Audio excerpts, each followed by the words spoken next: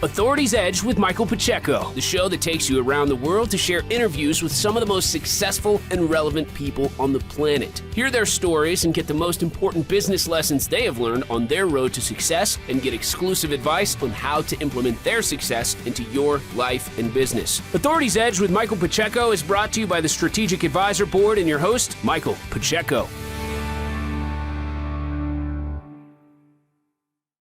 Good morning, good afternoon, good evening, and good night to whoever you are, wherever you are, and whenever you're watching or listening to this podcast. Welcome to the Authority's Edge, brought to you by Strategic Advisor Board, where we speak to successful entrepreneurs, industry experts, and thought leaders while we explore how leveraging trust and authority can give smart businesses a competitive edge. I'm your host, Michael Pacheco, managing partner at Boxer Media and Growth Marketing. And today with me, I have our guest, Michael King. Michael King is the founder and CEO of Teams.Coach LLC. He is a highly sought after executive and business leadership coach. He helps businesses and business leaders clarify and execute at high levels through his proprietary Teams methodology to develop measurable business growth and company-wide collaboration.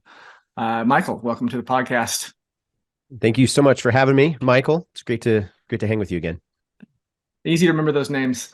So for those listening and watching, Michael, you and I have worked together in a number of different ways. You're currently a client at Boxer, and we do some work with you on your podcast and social media. What I'd like to do really is kind of kick this podcast off by kind of inviting you to talk a little bit about yourself and about what you do in your own words. Yeah. I get the privilege of being able to work with C-level leaders and their teams to be able to first and foremost, to clarify the vision and to be able to kind of mine the vision for maybe spaces that it hasn't actually extended to yet. I do believe, by the way, just to clarify, I don't think that vision necessarily is negotiable when I'm working with a C-level leader. I just have to be able to find out what the true vision is. And sometimes the things that organizations make visible as their vision, sometimes they're just not exactly zeroed in. So I help them do that. And then I work with them to make sure that their system strategies and structures are there to make sure that the vision can actually happen in the first place, that the culture is dialed in. And ultimately, at the end of the day, making sure that from C-level leaders all the way through full company enterprise integration, that we're data driven and we're making right decisions, and I'm able to help them perform like they've never performed before. So that's the the C-level leader things. So from some Fortune 500 to Fortune 1000 companies I get to work with, but I do get opportunity. I love working with what I consider like really, really proficient solopreneurs and entrepreneurs that have a great vision and they're ready to go and kick it into gear. So those are some of my favorite people I get to work with. So awesome. I love it. In the context of your coaching and what you do and for your clients, how do you define trust and authority within the context of business there? Yeah. So I think that trust and authority, especially when let's throw in another word in there as well. So culture is a huge, huge thing, right? Is that trust can get broken down in a couple different ways, but ultimately at the end of the day, making sure that there's a certain level of understanding that's happening within your organization, really make sure that your culture is playing out the way that you want it to. Because without understanding, you really don't have trust. And so being able to zero in on, which, by the way, so two levels on that. So you have personal trust, like you and I, we have a business relationship, but I also know your character too, as a leader. So there's a certain level of trust that happens within the context of that relationship. But then there's also organizational trust. So the only way that you can really have that happen within your teams is making sure that there's a certain level of understanding. What's expected of me? What's expected of our organization? What is the vision? What's our true north within the organization? What's expected of my role? So really embracing those two ideas of leading into trust and the implications of that, of like, okay, is my vision clear? And is our cultural initiatives, are they on a true north point? So we have organizational understanding. So there can be organizational trust. So those are pretty big things that a lot of people are struggling with right now.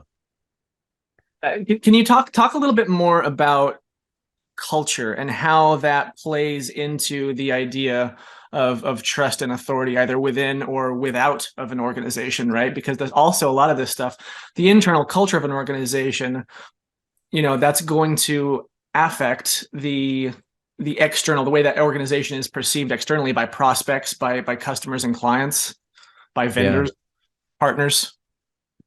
Well, you've seen this, I've seen this.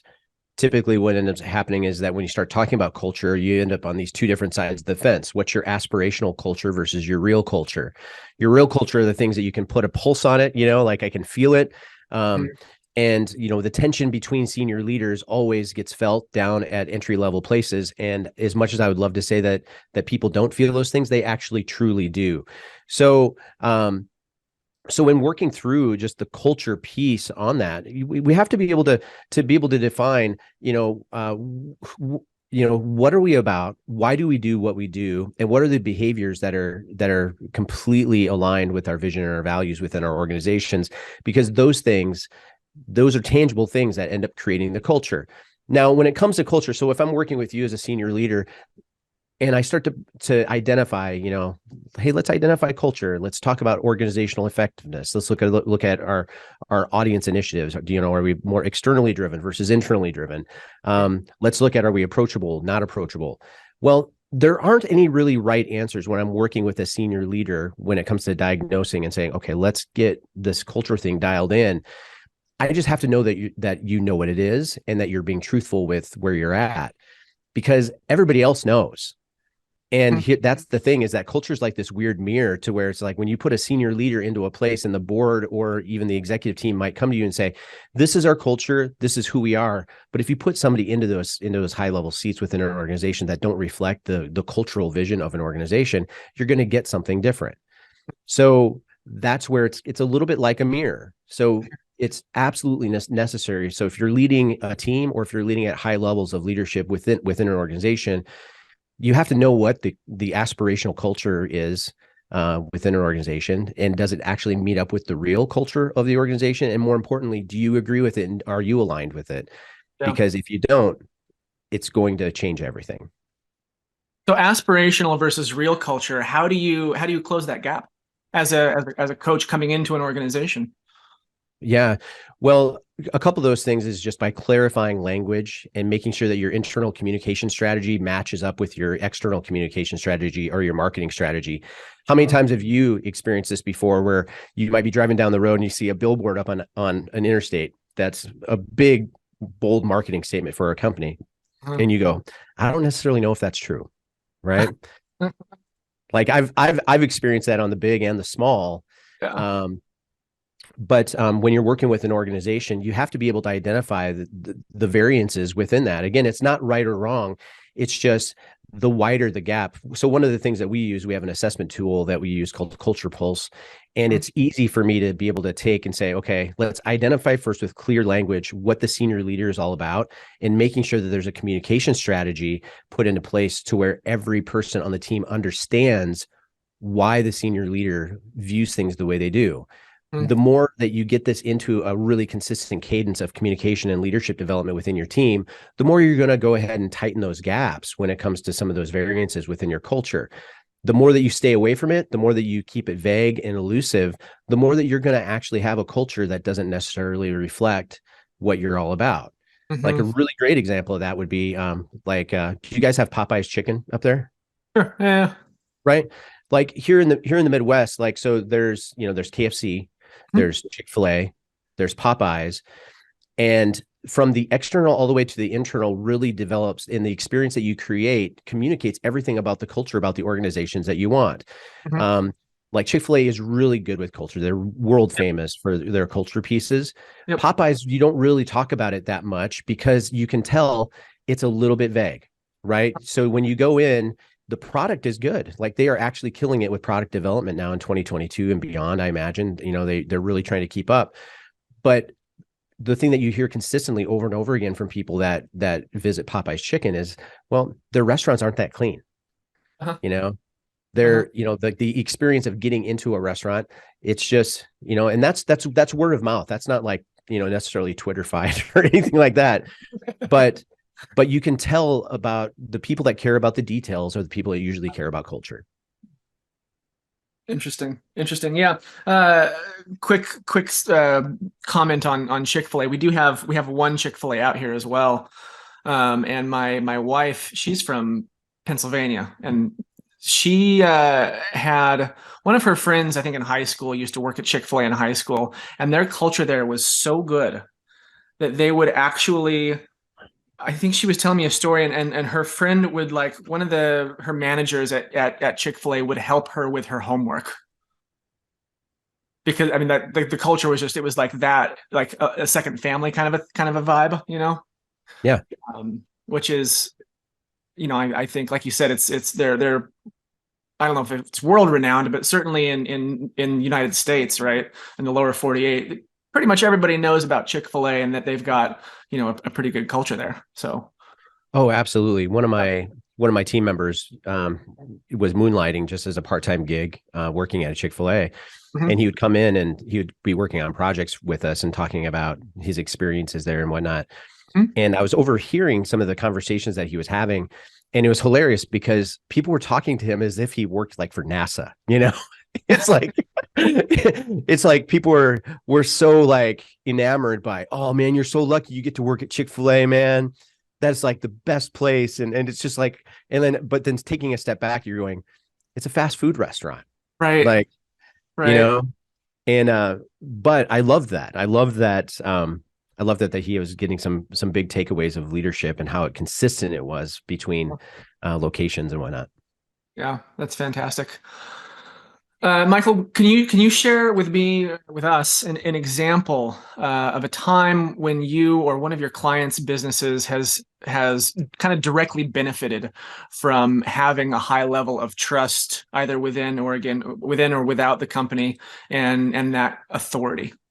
Yeah, I think that I can speak to this directly, and I think that we use some of these mindsets when we're actually coaching our clients, because and especially like for you, now I started working with you specifically regarding like LinkedIn campaigning and things like that. Hmm.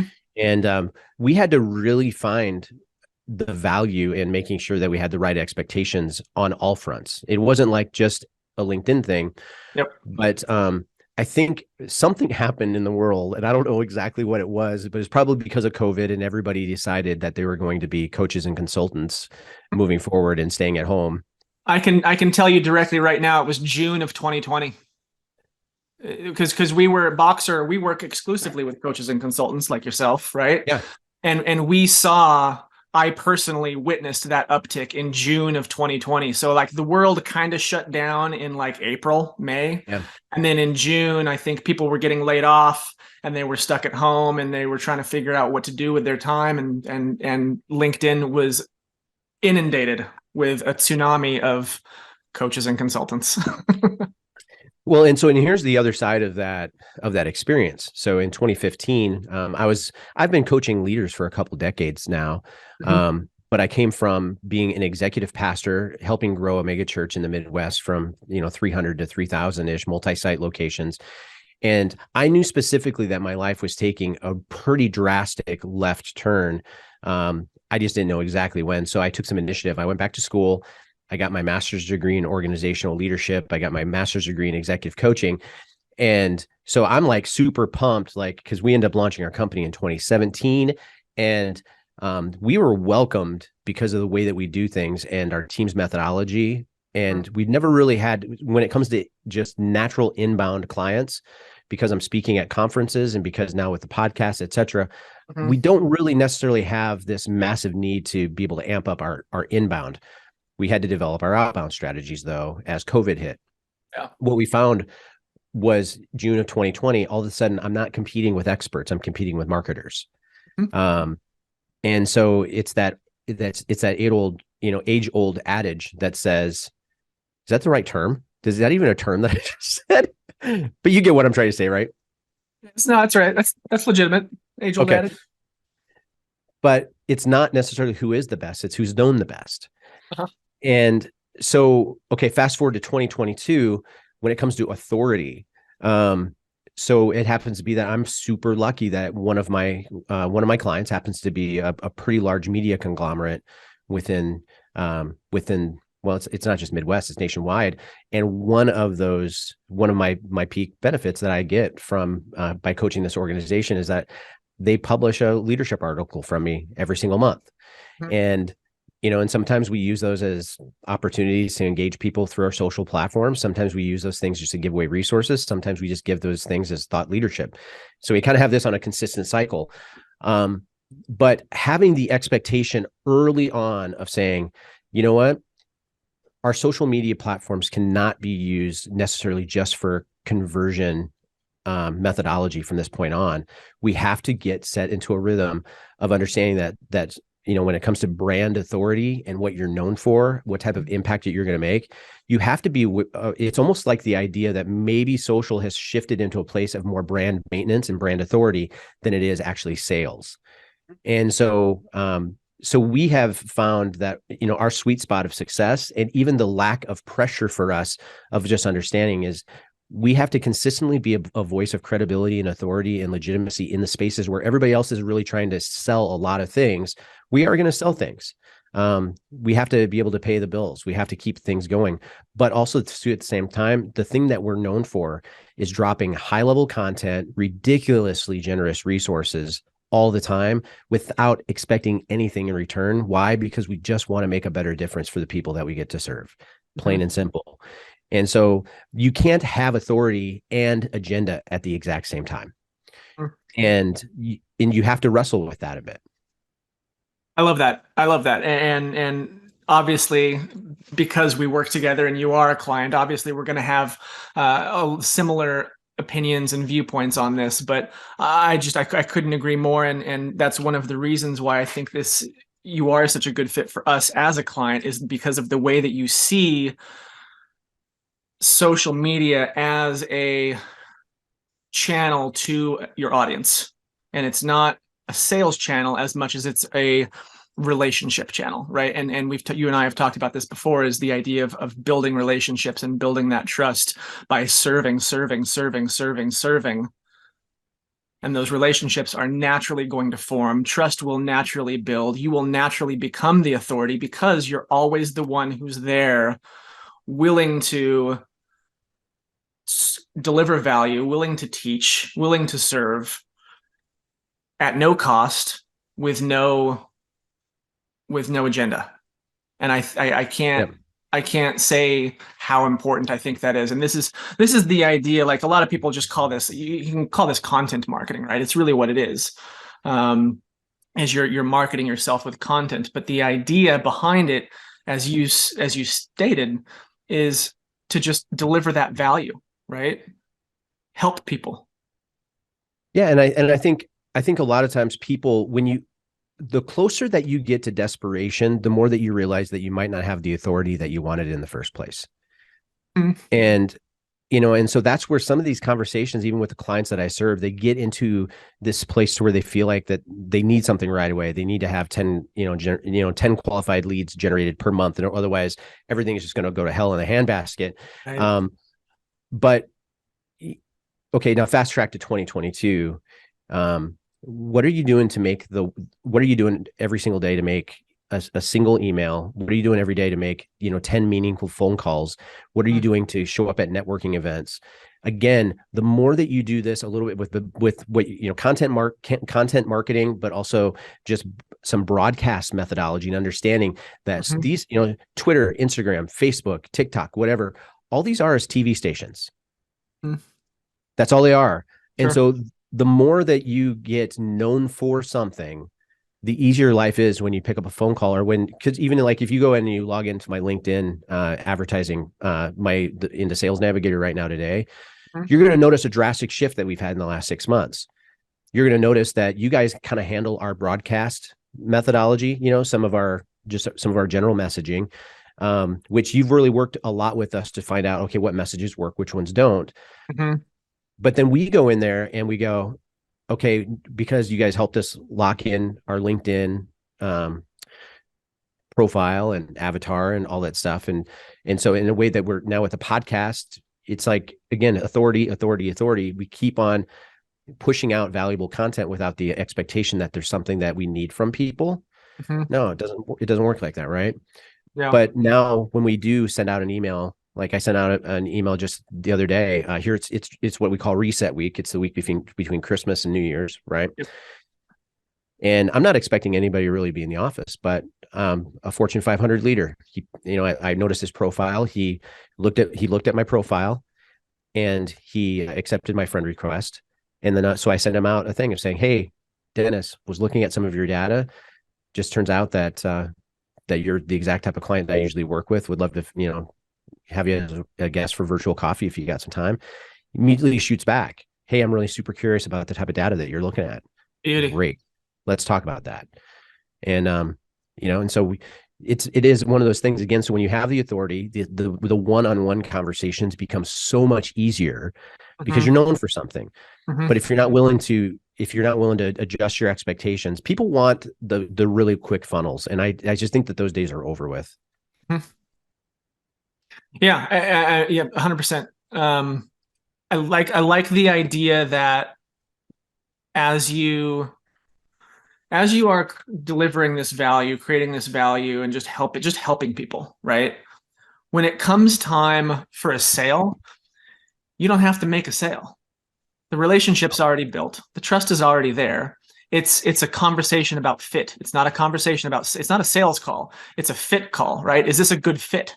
And that's more what the conversation becomes focused on. Yeah, that's exactly it. And by developing your authority, people will actually they'll have some of those before they even hop on a call with you, before they even start looking at your, going deeper into the well of your assets and some of your the things that you bring to the table. Mm-hmm. People will already know like whether or not that you're part of their tribe or not. Mm-hmm. And it just, again, some of those things you'll have to develop, some of those things. But again, when it comes to the topic of authority and brand recognition and things like that, you have to know what you're for versus way more than what you're against. And I think that that's one of the shifts that has drastically changed over the last couple of years, is that people are just sick and tired of knowing what people are against more than what they actually stand for. So that's all part of authority. Love it. I love it. I want to kind of circle back to our earlier conversation about trust and authority within an organization. Once you've worked with a leader to help kind of refine and define the languaging around the vision and making sure that culture, that all of those things are kind of in alignment, you've established and you've created this trust and authority within an organization. How do you maintain it? Yeah. So, the big building blocks, that keep any organization moving, it always comes down to the three S's: systems, strategies, and structures, right? So systems have everything to do with the tools and resources and cadence, and even sequences of things that we do.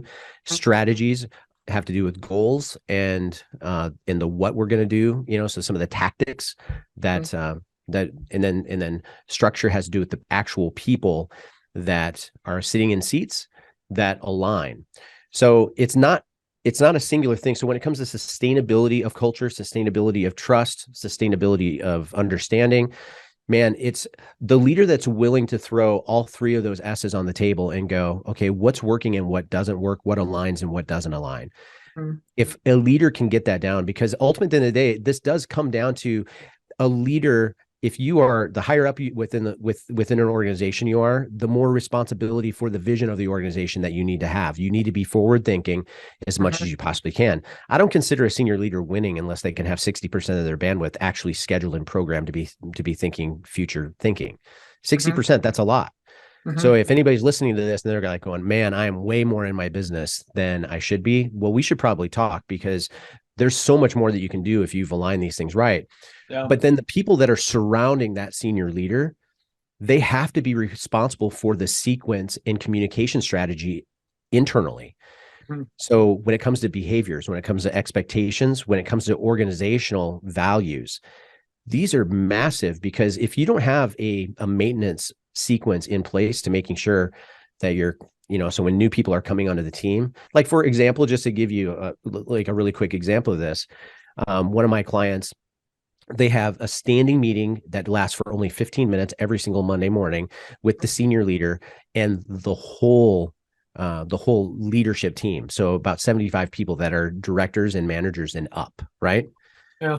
So they gather in the lobby of this business, and every single week they get together. They have 9 core values that are a part of the organizational thing, and he Mhm. brings a personal story that's attached to one of those values every single week. And so there's a sequence Mhm. on rotation.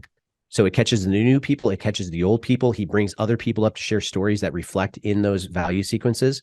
So Mhm. you have to have maintenance sequences in place in order for you to have any type of maintenance of culture.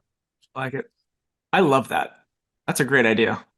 Because every business has a list of core values. For us, like we'll go over them once a quarter in the quarterly meeting, and just kind of do a little retrospective of the past 3 months. Did we take care of are we meeting these goals? But to do that every Monday morning with something personal, right, with a story from not just from me the leader, but maybe from other people on the leadership team, and giving other people equity in living those values, right? Mhm. I think that's brilliant. I'm gonna start doing that at Boxer. Yeah, Yeah. run with it. If you're not controlling the narrative, somebody else is, Mhm. and that's so important. That's what ends up getting played out, is that I tell this story when I'm speaking, but I remember probably 3 years ago I was sitting in a corporate C-suite boardroom, to Mhm. where it was really, really posh. Like everything was nicely, marble table, glass windows all the way around. But at the very, very top of the room, there was a white border, and they had these big, bold vision statements all the way around, value statements all the way around the top of it. Got to the last one. It was number 5 of their 5 key operational values, and it was just weird because it was like all black and white and really nicely marketed and branded. Yeah. But the last one was, "It's not my job" is something we will never say. Huh? And so I loved that, but then I started to go, is that aspirational or is that reality? Is this something that we're talking about on a consistent basis? Or Uh-huh. is this a reactionary statement that happened because somebody who was responsible in management decided that it wasn't their job to pick up, cigarette butts out of the parking lot or something like that, right? Sure. And but because I know that senior leader, I know exactly that's what happened. I knew exactly that somebody told that senior leader that it wasn't their job, and but that something happened, right? Yeah. Is it aspirational or is it real? Are you controlling the narrative on your culture, or is somebody else? Interesting. Interesting.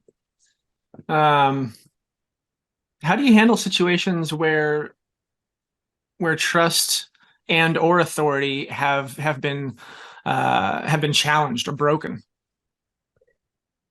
I think that that's where the hard part is that understanding. I think everybody has to define defining statements, just like in a marriage. What happens when trust is violated? What happens when trust is broken, especially in senior level leaders of teams? I can't expect. Well, first and foremost is that I lead from a place of just saying I'm willing to give a certain level of trust to people when it comes to their character, without them having to earn it. Like I just choose to believe the best because I just don't have enough time in my life to Be live, paranoid. to be paranoid. But I do think, though, at senior levels of leadership within an organization, trust is one of the biggest assets and one of the biggest values that you can actually have on your team. And once you understand this, then in inviting people into those trusting circles, there is a cost to this, Mhm. and there's a cost to trust. If Mhm. those trust things get violated at high levels of senior leadership, unfortunately, the whole machine gets compromised. And so you have to kind of face that as a senior leader, of recognizing that you have to protect understanding, and you have to Mhm. communicate, and you have to commit to it better than anything else that you're committed to. And then you have to have a certain level of consequence and price affiliated with trust, understanding that when you give that to somebody and they're sharing senior leadership with you, they have to also understand the consequence of violating it as well. So unfortunately, I've seen people bounce back from big mistakes. I've seen people bounce back from major leadership flaws. I've seen people bounce back from bad chemistry within the team. I rarely see leaders bouncing back from violations of trust within senior levels of leadership. Very rarely see it happen. Yeah. So that's super important to guard and protect that. Yeah. And I think it becomes more, you do have those situations like the Bob Iger situation with Disney, to where somebody came in, took over as the CEO. What was the last guy's name? Chapek? Bob Chapek? I don't remember. I know Iger, but I'm not sure. Yeah, so Bob Iger was the president of Disney for Yep. a long time, and then Bob Chapek was his successor. Okay. And there were some things that after when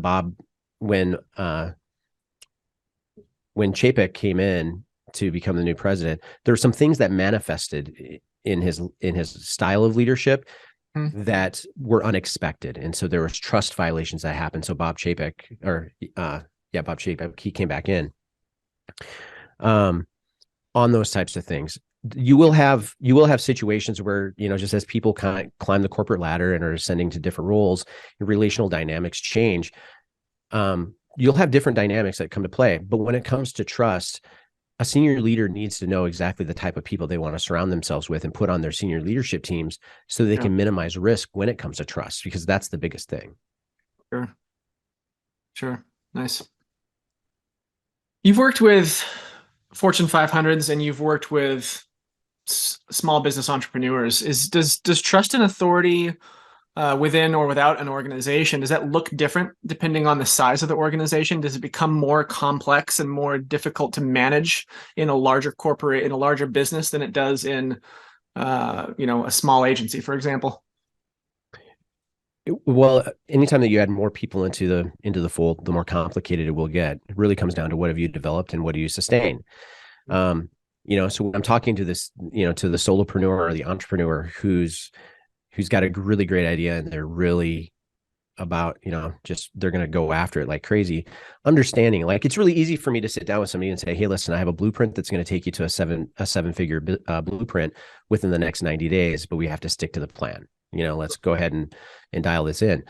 Those are fun conversations because you're able to see somebody actually developing their brand authority and their trust authority or trust recognition, because they're only developing the things that are completely in line with their vision and their values and who they truly are. So that's fun to see them discover those things and then work through that.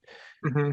Organizations that are established, massive organizations that have multiple different fields to it, you just have to be really, really careful of the people that you end up putting in leadership situations, and understand that a good 50% of that job portfolio, whether they're director or manager or senior leader within those teams, about 50% is simply like brand representation and value representation, product representation, organizational presence representation. That's the hard part about it is that we have, so if you're a senior leader on a team, you have to recognize that you have two different brands that you have to represent, and you don't have options. You have your personal brand and you have your organizational brand. If one of those things cancels the other out, you lose authority and trust immediately. So the more people that you have in the fold, the more complicated it gets. So you have to be people that are willing to just manage what that looks like. Yeah, I like it. I think I want to talk a little bit now. You brought it up about branding, personal brand, right, versus the company's brand, the business's brand. Brands are built on the ideas of trust and authority, right? Brands are not a physical entity. Brands kind of exist in the hearts and minds of the people, people who are subjected to a company, a brand. How important is a personal brand in 2023 moving forward? And how would a senior leader kind of, how would they, you know, I don't want to say balance isn't the right word. How would they, how would someone make their personal brand fit in with the business brand and make those two things coexist well? That's a great question. And I think it's easy. But it's hard when it doesn't work. So I'll say that right away. But if you think about this and tell me if you agree with this statement or not, is that so in 2022, it might have been different 10 years ago. I would love to be able to hear guys' thoughts on this, like Donald Miller and some other guys, like the guys that are like championing like story brand and other things like that. Yep. But I think where things have gone is that a brand is so I want to make sure that you catch all this, but the definition of what a brand is in 2022, it's the physical, emotional, visual, and tactical manifestation of your motivations. Okay. So again, it's the manifestations of everything that's physical, visible, visual, and even somewhat practical of what are your motivations in the first place. Mm-hmm. It's the things that people see that are attached to your why. It's the things that people feel that are attached to your why. So why are you doing this in the first place? So when it comes to managing your business brand versus your personal brand, well, first and foremost, like, okay, we hear a lot of people talking about abundance versus scarcity mentality. If I'm a senior leader within an organization, I don't want to bring anybody. I don't want to have anybody on my team that's not willing to make a bigger difference in the world around us. And I want to make sure that their own personal values and their motivations, that they lock in with the motivations of the organization that they're serving it. Mm-hmm. Okay. Why? Because when I make a senior leader their personal brand visible, and people know what's their methodology or thought process on leadership. Mm-hmm. What are they doing for self-development? What's their family look like? What are the things that they care about the most? What's their relationship like with their kids? Are they dog people or cat people? Because that's definitely going to affect whether I'm going to work for them or not. Right.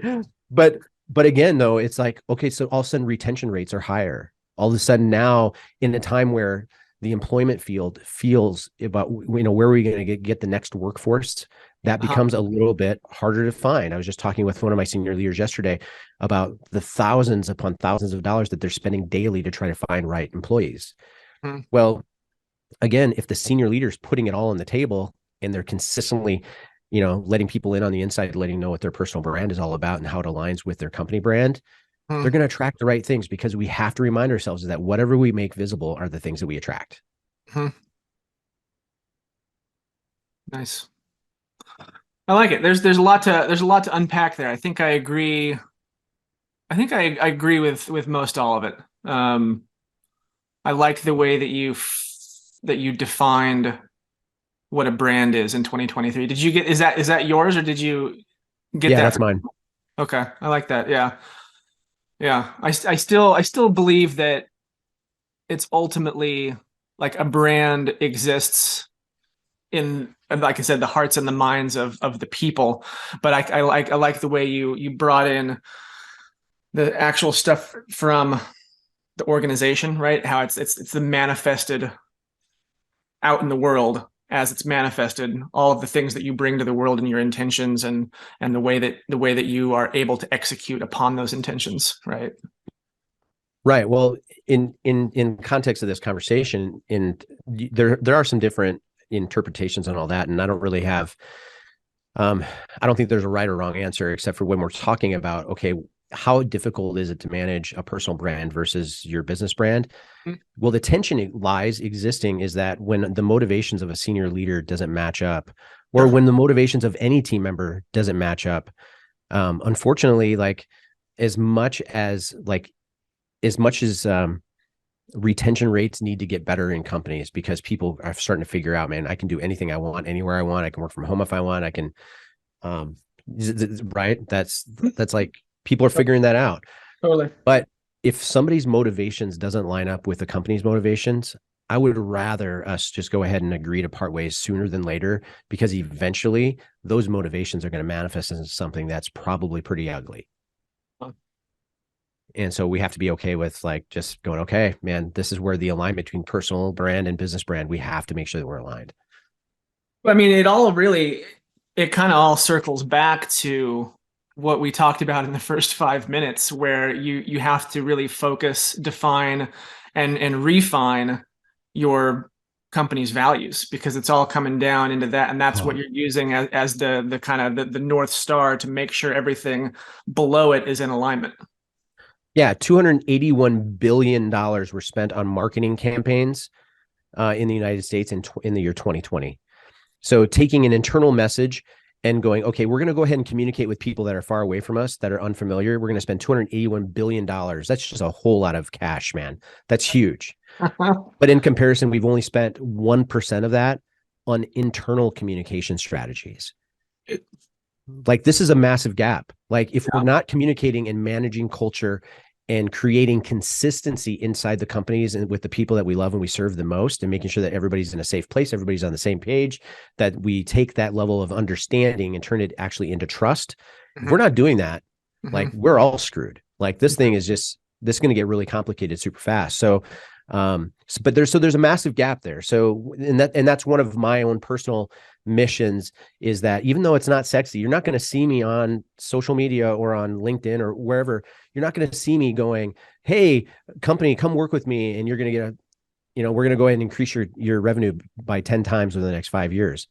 Well, with one of the companies that we're working with, we've gotten a 5.7 times return in the last 2 years, but some of these things are unprecedented. But I promise you, if you dial in and you get your internal communications right, to where your internal communications are a reflection of the greater culture and vision and values that you have as senior leaders, and you make sure that your whole organization and enterprise is locked in, your marketing becomes so much easier.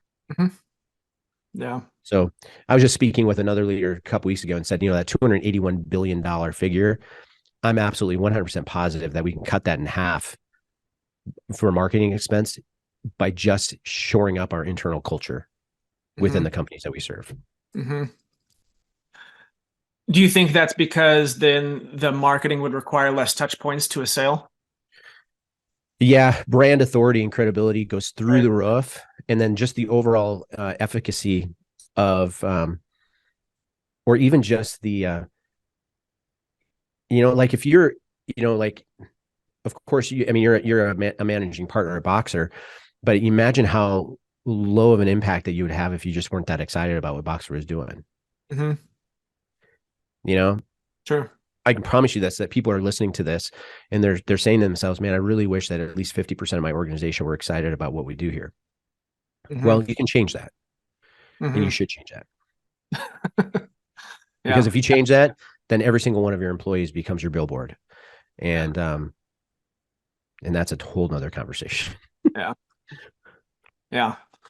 Love it. Michael, I want to be respectful of your time here. We're coming up on the hour. One more question for you. Can you share any tips or strategies with our viewers and listeners for building trust and authority, specifically in a digital environment, whether that's internally within a company or externally? I think just kind of circling back on some of the things that we talked about, have reasonable expectations for what you're using your social media for. Consistently bring value, and understand that really is a little bit more about brand management. It's really more about value management than it is conversion strategy. And so I think it'll be really interesting in the next few years what we see that space to look like. All I know is that I know that it's almost like a necessary evil for us to consistently have drip campaigns and even have some funnels out there and things like that, just because everybody's doing it right now. But I also feel a lot of empathy of, like, knowing that there's a certain level of anxiety that I'm going to have when I log into my LinkedIn today. And I know that there's going to be 250 messages in there from people that are trying to sell me something. I'm looking for partners and warriors that are going to live life with me. Not mercenaries.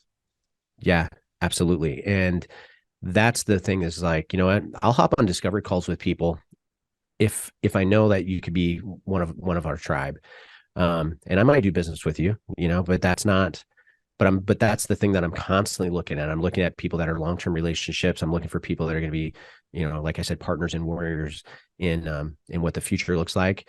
But if I feel like people are just simply out there trying to sell the next thing, it doesn't do anybody any good. and you've experienced this too. So yeah, so again, so have reasonable expectations, adjust your strategy on how you're using your social platforms so you're consistently bringing value, serving your audience well. Because when you serve your audience well and you understand you're bringing solutions to people's pain points without expecting anything in return, your credibility is going to go through the roof. I promise you that. So yeah, nice. I'll leave it at that. On the subject of authority, trust, company culture, are there 1, 2, maybe 3 books that you might recommend our listeners, viewers check out? Yeah, John Michael Morgan's Brand Against the Machine. It's 2012. It's a little bit dated, but great one. That's a great one. Fantastic book to read. And he's also one of my coaches too, as well. So great coaches always have coaches, by the way. And so because of my commitment to being a great coach, I have a couple of guys in my life that are priceless, and he's one of those. And Good to Great, Jim Collins is another one that I'll say that those are kind of the two that outside of Story Brand, Donald Miller, those are 3 really, really solid that you just have to have in your arsenal. Awesome. Love it. Michael King, coach to the greats. Where can people connect with you online, my friend? LinkedIn, Facebook, and Instagram. So Teams.coach is the name of my company. So we do a lot of things through Teams.coach, through Facebook and Instagram. But find me on LinkedIn as well. Shoot me a message. And also the Level Up Leader podcast with Michael King. Gotta, yeah, we have some really, really cool things coming up as well on that. It is a good one. That's a great one. Michael King, thank you so much, brother. I appreciate you making the time. I want to shake your hand. Thank you for joining us. And we'll talk soon. All right. Thanks, brother. Take care, brother. Thanks to our listeners and viewers. We'll see you guys next time. Cheers. Thanks for listening to Authority's Edge with Michael Pacheco. Please leave your feedback and visit strategicadvisorboard.com to get the latest and greatest business advisement on the planet. Follow us on social media for updates, and we'll see you on the next episode.